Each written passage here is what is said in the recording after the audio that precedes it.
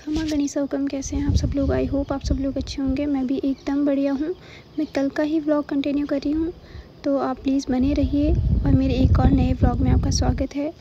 कल जब मैंने बेड वगैरह साफ़ कर दिया था, अपने सूट्स वगैरह निकाले थे, सब समेट के रख दिए। फिर मुझे चोटी करनी थी और टिक्की काजल मैंने पहले किए थे, लेकिन फिर भी मैं थोड़े बहुत और कर लूँगी। तो ये बस चोटी वगैरह बनानी थी, तो मैं वही बना रही थी।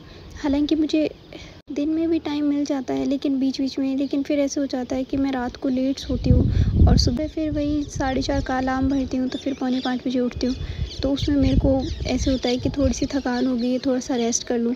नींद तो नहीं आती मुझे ज़्यादा दिन में कभी भी। हाँ, 2-3 दिन अगर इकट्ठी हो जाती है तो फिर चलो सो जाओ दिन में थोड़ी सी देर, वो भी सिर्फ आधा घंटा।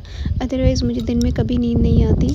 तो दिन पे टाइम मिला था तो मैं फिर थोड़ा सा रेस्ट करने लगी थी। फिर मैंने ये साफ़ सफाई करी और फिर बाइसा के बच्चे हैं तो वो खेलने लग जाते हैं बीच में, तो उनके साथ ऐसे ही करने लग जाती हूँ। तो फिर टाइम चला गया। ये टिक्की काजल करी थी, फिर मुझे बाल सुलझाने थे।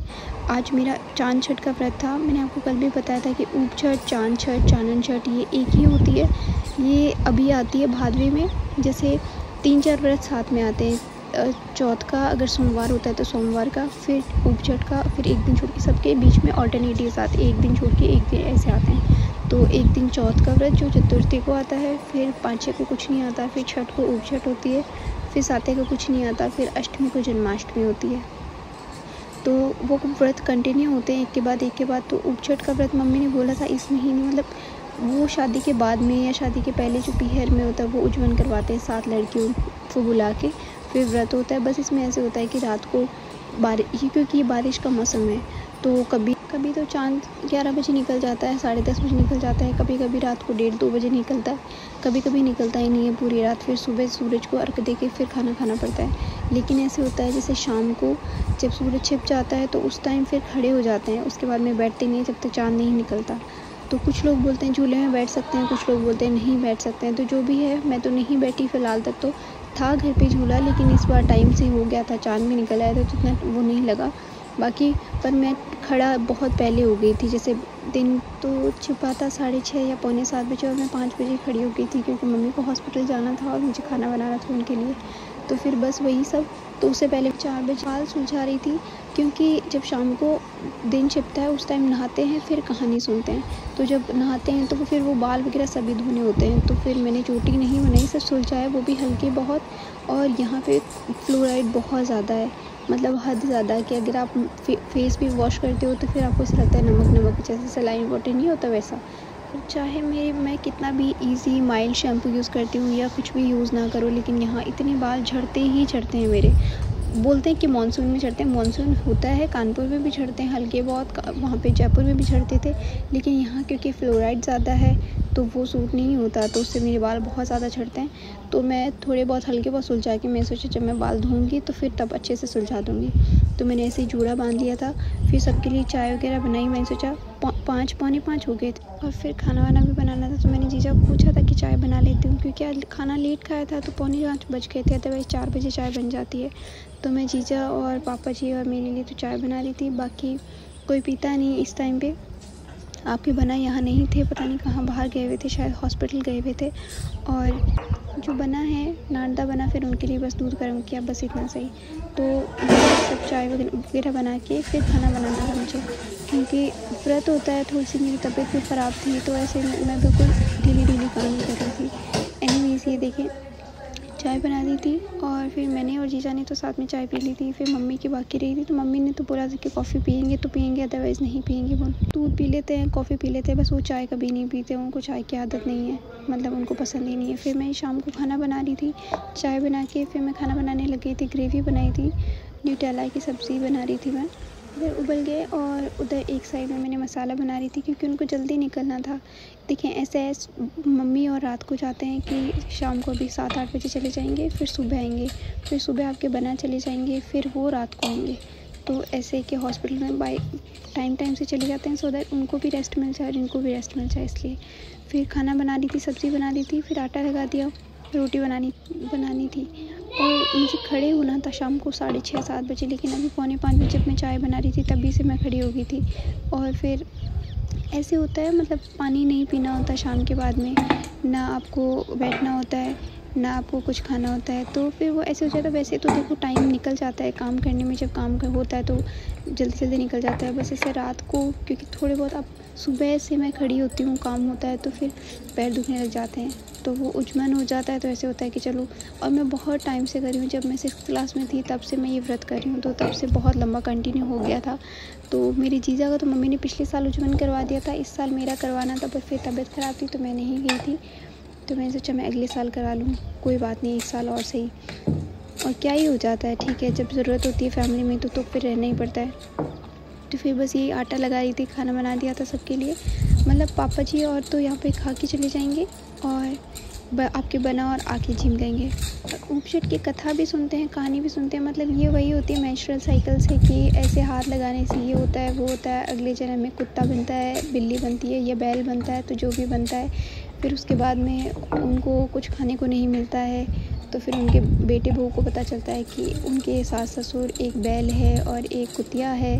तो फिर वो पूछते हैं कि उनकी ये जून कैसे छुड़ाएं। तो फिर वो बोले थे पंडित जी कि आप जो भी ऊपछट की व्रत करती हैं लड़कियां, वो जब अर्घ देती है तो उस पानी के नीचे उनको खड़ा कर दे, उससे उनके बैल की जूनी छूट जाएगी या कुतिया की जूनी छूट जाएगी। छोटी सी कथा है, फिर विनायक जी की कथा होती है। बस ये कथा करके खड़े हो जाओ और रात को खड़े रहो। मतलब एक बार मैं सुबह 4 बजे तक खड़ी रही थी सिर्फ चांद को देखने के लिए, क्योंकि व्रत तो ये मानसून में होता है और ऑब्वियस है मानसून है तो बारिश तो होगी। तो फिर बस ऐसे था, मुझे आज भी ऐसे था कि मेरी सुबह से मैं खड़ी थी, तो ऊपर से मेरी तबीयत ख़राब थी और फिर मैं मतलब मेरा कुछ भी नहीं दुखता। काम करने से मेरे को कोई दिक्कत नहीं है, मुझे बिल्कुल आलस नहीं आता। काम से भी कोई गलती होती है तो भी ठीक है, मैं सुधार लेती हूँ, पूछ के बता देती हूँ। लेकिन जो मेरे अंगूठे होते हैं एक तो वो, और आज के दिन पता नहीं मेरे पैर में इतना ज़्यादा दर्द हो रहा था। मतलब मैंने जो नानदी भाई साहब आए थे उनको भी बोला था कि आप मेरे पैर पे चढ़ के और थोड़ा सा उठा दो, क्योंकि हाथों से दबाते हैं तो पाप ही लगता है। तो मैंने पैरों से दबाया था तो ऐसे था कि ठीक हो जाएगा, लेकिन नहीं हो रहा। मतलब मेरे पता नहीं पीछे से जो रीढ़ की हड्डी होती है वहाँ से स्टार्ट होके और पूरे पैर में दर्द होता रहता है। कभी कभी ज़्यादा हो जाता है, शायद भागा दौड़ होती है या फिर रेस्ट नहीं होता तब, अदरवाइज़ मेरे बहुत टाइम से कंटिन्यू हो रहा है, 3-4 महीने हो गए। पता नहीं, शायद एक्सरसाइज़ वगैरह, इन्होंने तो बोला था एक्सरसाइज़ वगैरह करोगे तो हो जाएगा। मेरे पापा जी की भी एक बार पहले हुआ था, बहुत सालों तक कंटिन्यू रहा था। फिर उसके बाद में उन्होंने बोला था कि थोड़ी बहुत एक्सरसाइज़ वगैरह करी थी तो सही हो गया। उसकी वजह से मेरे थोड़े थोड़े पैर दुख रहे थे ऑलरेडी, और कमर भी दुख रही थी। और पता नहीं मतलब मेरा फेस, जब मैंने आपको बताया था कि बहुत टाइम पहले मैंने एक बार अपना बहुत टाइम तो नहीं, थोड़ा सा टाइम पहले मैंने अपनी एक विज़डम टूथ निकलवाई थी, उससे वहाँ मेरे स्टिचेस आए थे। और वो मेरे इतने मतलब जहाँ पे आए थे उसकी वजह से मेरे पूरी एक साइड का कान और पूरा आधा फेस इतना झन कर रहा था, दर्द ज़्यादा ही हो रहा था, पता नहीं कैसे हुआ था। फिर पेन किलर ली थी मैंने, एक लेनी पड़ी मुझे, क्योंकि वो मुझसे सहन ही नहीं हुआ। फिर ये देखिए मैं आपको फेरों की पोशाक दिखा रही हूँ, ये मेरी फेरों की पोशाक है। मेरे पास बहुत सारे कमेंट्स आए थे कि आपकी फेरों की पोशाक कैसी है, आपकी शादी की पोशाक कैसी है, तो वो दिखा दीजिए। तो मैं आपको ये वीडियो में दिखा रही हूँ। हालांकि मैं ये ओढ़नी पूरी नहीं खोल रही हूँ, क्योंकि तो मेरे पास ज़्यादा टाइम नहीं है। मैं जल्दी में शूट करी थी, थोड़ा मैं स्लो मोशन में करके दिखा दिया आपको, लेकिन मैं जल्दी शूट करी थी, टाइम नहीं था। और फिर खोलती मैं इनकी ये तय तो ख़राब हो जाती, फिर मुझे अकेले समेटना, अकेले शूट करना, तो फिर ऐसे हो जाता था कि नहीं, मैं आपको दिखा देती हूँ ऐसे ओढ़नी कि पूरे पे ऐसा ही वर्क है, पूरी ओढ़नी पे। मतलब मेरी पोशाक जो थी ऑलमोस्ट 12.5 किलो की या 13 किलो की थी, ऐसे पोशाक थी ये शादी की। तो वो ओढ़नी थी और ये लहंगा और कुर्ती काचली। मतलब मैं आपको बाद में दिखा दूँगी पूरा भी खोल के किसी दिन, जब मैं वापस आऊँगी यहाँ पे।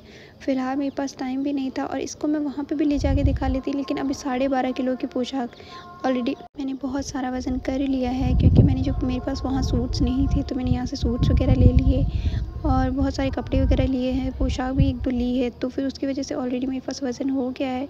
तो मैंने सोचा ठीक है, इसको मैं यहीं दिखा देती हूँ, क्योंकि बेड खोला था और ये थी उसमें। तो एक तो इसको कभी भी पॉलीथीन में नहीं रखते हैं, क्योंकि फिर इससे जो काम होता है, जो वर्क होता है, ज़री वगैरह, वो काली हो जाती है। तो हमें कभी भी पोशाक को थैलियों में ना रखें, हमेशा कॉटन की ओढ़नी में या फिर कोई कॉटन के जो कपड़े होते हैं उनमें रखते हैं, वेलवेट के में रख दें, लेकिन थैली में ना रखें। ये देखें, ये इसका लहंगा है, बहुत हैवी है, ओढ़नी भी बहुत हैवी थी। बस कुर्ती कांचली है तो वो ऐसे है कि जैसे मेरे लंबे बाल हैं तो उस पर इतना वर्क नहीं है, अदरवाइज़ जो पीछे मेरी चोटी होती है वो पूरी इस वर्क में उलझ जाएगी, पूरे बाल ख़राब हो जाते हैं। तो ये लहंगा है जिसपे पूरा हैवी वर्क है। ये ससुराल से मेरी ली गई थी शादी में, मतलब राजपूतों में, राजस्थान में जब शादी होती है तो जब लड़की की शादी होती है तो जो पोशाक होती है, बरी बोलते हैं इसको, फेरों की बरी, तो ये ससुराल से जाती है। इसके साथ में आड़ होती है जिससे फेरे लिए जाते हैं। उसके अलावा कोई गहना नहीं पहना जाता, हालांकि अभी सब लोग पहनने लग गए हैं, सिर्फ फ़ोटोज़ वगैरह उनके लिए। अदरवाइज़ जो ससुराल से आती है वो आड़ से फेरे लिए होते हैं, या फिर जो पीहर में रखड़ी बनाई जाती है सर पे, उससे फेरे लिए जाते हैं। ये 2 चीज़ों से फेरे लिए जाते हैं, अदरवाइज़ कोई गहना नहीं पहना जाता। और एक जो हाथी दाँत का चूड़ा आता है, अब आजकल सोने के पात का और बूर का और बहुत बहुत तरह के अलग अलग चूड़े चढ़ाने लगे, लेकिन जो पहले से चला आ रहा है वो हाथी के दाँत का चूड़ा बनता है। अब कई जगह नहीं बनता है, सब में मिक्स कुछ होने लग गया है, प्योर नहीं आता, लेकिन फिर भी बहुत एक्सपेंसिव होता है। ज़्यादातर यहाँ पे किशनगढ़ एक जगह है, वहाँ का फेमस है जो हाथी दाँत का चूड़ा है। और बाकी आजकल सब जगह मिलने लगे हैं। देखिए जोधपुर में भी मिलता है, जयपुर में भी मिलता है, तो जो भी आप जहाँ से पॉसिबल हो, सूटेबल लगे, वहाँ से ख़रीदो, लेकिन किशनगढ़ का फेमस होता है। और ये इसकी कांचली थी और ये इसकी कुर्ती है। मतलब जो राजपूतों में या राजस्थानी ड्रेस होती है तो उसमें नीचे ही लहंगा पहना जाता है, फिर अंदर ये कांचली जो नीचे वाली वो पहनी जाती है, फिर ऊपर ये कुर्ती पहनी जाती है, ठीक है। और मेरे पास एक मैसेज बहुत आता है कि आप राजपूतों में ओढ़नी कैसे ओढ़ते हो, तो वो मैं आपको कानपुर जाके बताऊंगी, क्योंकि अभी मेरे पास टाइम नहीं है यहाँ पे। और मैं ज़रूर बताऊंगी उसमें कि कॉटन की कैसे ओढ़ते हैं और प्योर की जो पोशाकों की ओढ़नी होती है वो कैसे ओढ़ी जाती है, और नॉर्मल जो ओढ़नी होती है वो कैसे ओढ़ी जाती है। तो फिर वही चीज़ें मैं आपको वहाँ पे जाके बता दूंगी। पर ये फेरों की पोशाक है तो मैं यहाँ आपको दिखा दे रही हूँ। ये लहंगा है, ये कांचली है और ये कुर्ती है। ये पूरा मेरी शादी की पोशाक है। थोड़ी सी लंबी है हालांकि, क्योंकि जीजा की शायद बड़े वाली नंद वैसा उनके नाप की सिलवाई थी। नहीं ठीक है, वो तो हो जाता है अरेंज। तो ये बस ये पोशाक है पूरी, ये मैं आपको दिखा दे रही हूँ। मतलब मैंने थोड़ा सा इसका अकेले शूट किया था, फिर उसके बाद में मैंने आपके बना को बोला था कि थोड़ा सा मेरा एक छोटा सा क्लिप ले दीजिए, तो उन्होंने मेरे 1-2 क्लिप्स लिए थे, वो बाद में लिए थे, क्योंकि अभी तो मेरे पास टाइम नहीं थे। मैंने इनको एक बार दिखा दिया था आपको, फिर एक बार तो अंदर रख दी थी, पर फिर मैंने सोचा एक छोटे मोटे शॉर्ट्स बना लेती हूँ, बाद में कभी डाल दूँगी। तो बस यही सब चीज़ें करी थी मैं। मतलब देखो, जब आप ससुराल में होते हो तो आप हर चीज़ को थोड़ा सा अरेंज करके चलना पड़ता है, थोड़ा सा देख के भी चलना पड़ता है। और बहुत लोग भी होते हैं, तो आप किसी को पसंद आता है वीडियो बनाना, किसी को नहीं पसंद आता है। तो मैं सबके सामने तो नहीं बोलती कि मुझे वीडियो बनानी है या नहीं बनानी है। मैं जब मुझे टाइम लगता है या मुझे जब भी टाइम मिलता है, मैं छोटी छोटी क्लिप्स बना देती हूँ। अब ऐसे है कि आप वीडियोज़ में ज़्यादा हंसते हुए नहीं दिखते। पहली बात तो मैं किसी से बात नहीं करती होती वीडियोज़ में, पहली बात तो मैं वॉइस ओवर खुद बाद में करती हूँ। और जो नॉर्मल होती है तो उसमें अगर कोई मेरे साथ में होता है तो मैं किसी के साथ हंसूँ भी, क्योंकि मैं वीडियोस अकेले ही बना के डालती हूँ। और जब मैं अकेली होती हूँ तब बनाती हूँ, तो उस टाइम मैं किसके साथ हंसूँगी, पहली बात तो। और दूसरी बात है कि मैं जब अब झाड़ू पोछे कर रही हूँ, मैं तब का वीडियो बना रही हूँ, या मैं बर्तन साफ़ कर रही हूँ तब का वीडियो बना रही हूँ, तो उस टाइम मेरे पास कोई भी नहीं होता, तो मैं उस टाइम किसके साथ हंसूँगी। अदरवाइज़ मैं सबके साथ हंस के ही बात करती हूँ, सबके साथ खुश हूँ, कोई दिक्कत नहीं है, किसी के साथ कोई इशू नहीं है मेरे को। मुझे कोई इंसान ऐसा नहीं लगता कि मुझे इंसान बुरा लगता है या इससे मेरे को ये ग्रजेस रहते हैं। हाँ ठीक है, कोई कुछ कह देता है तो मुझे ऐसा होता है कि गलत कहा, ठीक है। बहुत जगह आपको झुकना पड़ता है। देखो, एक तो स्वाभिमान होता है, एक अभिमान होता है, एक गुरूर होता है और एक गुमान होता है। तो अभिमान मैं नहीं रखती, स्वाभिमान होना चाहिए और ऑब्वियस है, सब में होना चाहिए। बस बहुत जगह ऐसे होता है कभी कभी के रिश्तों के लिए आपको स्वाभिमान को भी नीचे रखना पड़ता है, अब कुछ चीज़ों के लिए, तो फिर बस वही सी चीज़ चलती है। और गुमान तो किसी चीज़ का करना ही नहीं चाहिए। हाँ, गुरूर रखो कि अगर आपने कुछ अचीवमेंट किया है, जो आपने सपने पूरे किए हैं, तो उसका गुरूर आप ज़रूर रखो। अदरवाइज़ देखो, घमंड करना तो कोई चीज़ की बात है नहीं, और मेरे पास घमंड करने के लिए कुछ भी नहीं है, तो मेरे को किसी बात का घमंड तो है नहीं कि मैं हंसती नहीं हूँ, इससे बोलती नहीं हूँ। मैं सबसे बोलती हूँ, बस मेरी आदत है कि मैं सामने से चला के जल्दी से नहीं बोल पाती। हाँ, कोई मुझसे बात करेगा तो मैं अच्छे से बात कर लेती हूँ, और घर में होता है तो सबसे मैं अच्छे से ही बात करती हूँ। बस टाइम नहीं मिलता है, और जब मैं वीडियोज़ बनाती हूँ तो मैं अकेले की बनाती हूँ, मैं किसी के साथ नहीं बनाती होती। हाँ, अगर किसी के साथ बनाऊँगी तो मैं ज़रूर आपको दिखाऊँगी वीडियोज़। फिर ये छोटी छोटी क्लिप्स वगैरह थी। अभी मेरे पास यहाँ गोल्ड की ज्वेलरी और सिल्वर की ज्वेलरी ये सारे बैंक में रखी हुई है, तो मैं जब कभी कोई शादी होएगी आएगी तो उसके मैं क्लिप्स आपको ज़रूर दिखा दूँगी, पर फ़िलहाल मेरे पास नहीं थी तो मैंने नहीं दिखाई है। और ये मेरी शादी की पोशाक थी तो मैंने ये आपको दिखा दी। खाना वाना बना के और मम्मी और हॉस्पिटल वगैरह चले गए थे, फिर उसके बाद में मैं नहाने गई थी, क्योंकि 6:45 ऑलमोस्ट हो गए थे और 7 बजे दिन छिपने का था। तो मैं ये नहा के आई जल्दी से, फिर बाल वगैरह धोए थे। अब क्योंकि मम्मी बोलते फिर किचन में बाल वगैरह ना धो के ना जाओ अंदर, क्योंकि फिर वो बाल बिखर जाते, फिर वो खाने वगैरह में आते हैं, तो पहले सुखा के आओ। अब यहाँ मेरे पास जल्दी तो नहीं सूखते हैं, अब लंबे बाल है वो बिल्कुल जल्दी नहीं सूखते हैं। और ड्रायर मैं यूज़ नहीं करती, तो मैंने नॉर्मली बस थोड़ा सा ये एक स्कार्फ पड़ा था, मैंने बस उससे थोड़ा सा इसको पोंछ लिया, फिर हल्का बहुत सुखाया और फिर थोड़ा तेल लगा के, क्योंकि सीरम मेरे पास यहाँ नहीं थी और फिर बाल उलझे हुए भी थे जब मैंने आपको पहले हमको दिखाए थे, तो मैंने सोचा थोड़ा सा हल्का सा तेल लगा लूँगी, बाल सॉफ्ट हो जाएंगे तो अच्छे से सुलझ जाएंगे। अब ऐसा नहीं है कि मैं जड़ों में ज़्यादा तेल लगाती हूँ, बिल्कुल थोड़ा सा लेंथ में लगाती हूँ, सो दैट आराम से सुलझ जाए वो सॉफ्ट होके। और थोड़ी सी देखें, ज़ुकाम तो है मेरे को और गोलियां लेती रहती हूँ, चलती रहता है, लेकिन ठीक है कोई बात नहीं। अब देखो, अब यहाँ पे मैं होती हूँ, इतने सारे गेस्ट हैं और जो मामू सा ऑलरेडी बीमार हैं, तो मैं अगर बिस्तर ले लूँगी तो फिर कोई सेंस नहीं बनेगा यहाँ आने का, क्योंकि अब मैं 10-12 दिन आई हूँ, उसमें भी मैं आधी बार बीमार का नाम लेकर और बैठी रहूँगी, तो फिर सब कोई अच्छा नहीं लगेगा और नहीं लगता। देखो सीधी बात है, आपका फैमिली चाहे कितनी भी अच्छी हो, कितनी भी केयरिंग हो, लेकिन जब आपके घर में ज़रूरत होती है तो आपको खड़े होना ही पड़ता है, ठीक है। तो फिर वही सब चीज़ें देखो, सब घर में चलता रहता है ऊपर नीचे, तो बस यही सब चीज़ें। मैं थोड़ी सी देर बाल सुखा दे रही थी, बिंदी वगैरह गिर गई थी, तो मैं थोड़ा सा ये सब कर लेती हूँ। और खाना बाकी का सबका लेट बनाना था, क्योंकि मम्मी और पापा जी तो जिम के चले गए थे, और बाकी जब मामी सा और आपके बनाएंगे तो फिर उनके लिए गर्म बाद में बना दूँगी। और जीजा ने भी मम्मी और पापा जी के साथ ही जिम लिया था, तो और अच्छा होता है, मतलब काम करते रहते तो ध्यान नहीं जाता कि आप खड़े हो या व्रत है या भूख लगी है, कुछ भी नहीं। आप चाहे व्रत करते हो, पहले मैं ऐसे सोचती थी, पहले मैं सारे व्रत करती थी, मतलब नवरात्रि अखंड करती थी, सारे हर छोटे मोटे सब व्रत करती थी। फिर बाद में धीरे धीरे जब मैं 1-2 बार बीमार हुई, तो फिर मेरे को ऐसे मतलब मुझ में बहुत ज़्यादा वीकनेस रहने लगी, तो मैं व्रत कम करने लग गई। अभी जब मेरे व्रत आते तो मुझे ऐसा होता है नहीं हो पाएंगे मुझसे, मतलब भूख लग जाती है या फिर मेरे अंदर वीकनेस आने लग जाती है, बहुत ज़्यादा मेरा पूरा बॉडी पेन आने लग जाता है, पैरों में बाइंड क्रैम्प्स वगैरह होने लग जाते हैं और वीकनेस होने लग जाती है। तो फिर मेरे को ऐसा होता है कि व्रत ना करूँ, लेकिन फिर जब काम करती रहती हूँ तो वो दिन भी चला जाता है, भूख भी नहीं लगती और वीकनेस थोड़ी थोड़ी होती है, लेकिन फिर वो चला जाता है, ध्यान नहीं जाता इतना। तो फिर बस यही सब चीज़ें।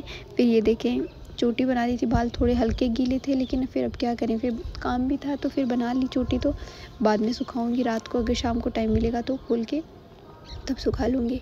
फिर ये देखे, चोटी तो बना ली थी और कथा सुननी थी उसके बाद में, तो वो जीजा ने सुनाई थी, तो मैंने उसकी क्लिप तो नहीं ली थी, क्योंकि वही चीज़ है, आपकी फैमिली है और वो अपने हिसाब से रहते हैं, वो अपने हिसाब से कपड़े पहनते हैं। अब मैं उनकी प्राइवेसी को हैम्पर नहीं करना चाहती, तो वो आप आई होप आप समझेंगे, तो मैंने नहीं ली उनकी वीडियो।